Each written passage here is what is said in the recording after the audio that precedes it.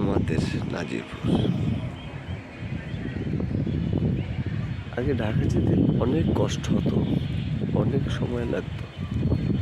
এখন বহুত ঢাকা যায়, কিন্তু আমরা যখন দেশে যখন কাজ করি, দেশের কথা ভাবি, তখন কি বলি, দেশ আর কেন সমান করবো।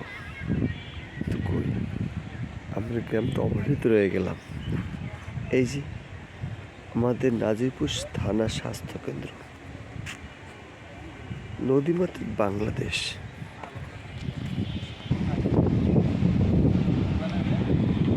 এত দুর্বিষ অবস্থা, এই ঘাটের অবস্থা দেখে কান্না আসে। এই দেখো ঘাট, না জানি মরার আখড়া, এখানে নায়িকার সুব্যবস্থা।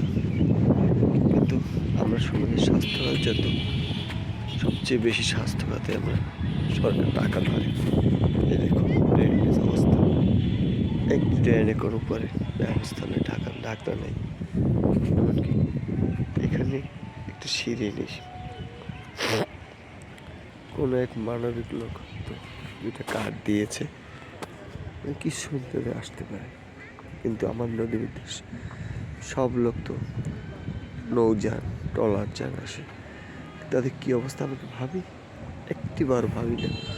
শুধু বলি এদেশ কার, এদেশ সবার, সমান অধিকার, ধনী গরিব ভেদাভেদ নেই। কিন্তু আমরা ধনী তো পাই, গরিব কি পাই, সবই পাই, আসলে কিছুই পাই। চিত্র এরকম, হাসপাতাল বাইরের চিত্র এরকম, মানুষ আসে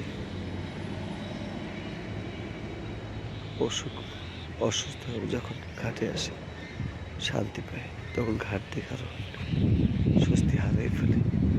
এখানে পরে সম্পূর্ণ মরে যাবো নাকি, কিন্তু আর মরে যায়। হাসপাতালের পাত্র অবস্থা দেখে ক্যামেরা নিতে পারলাম না।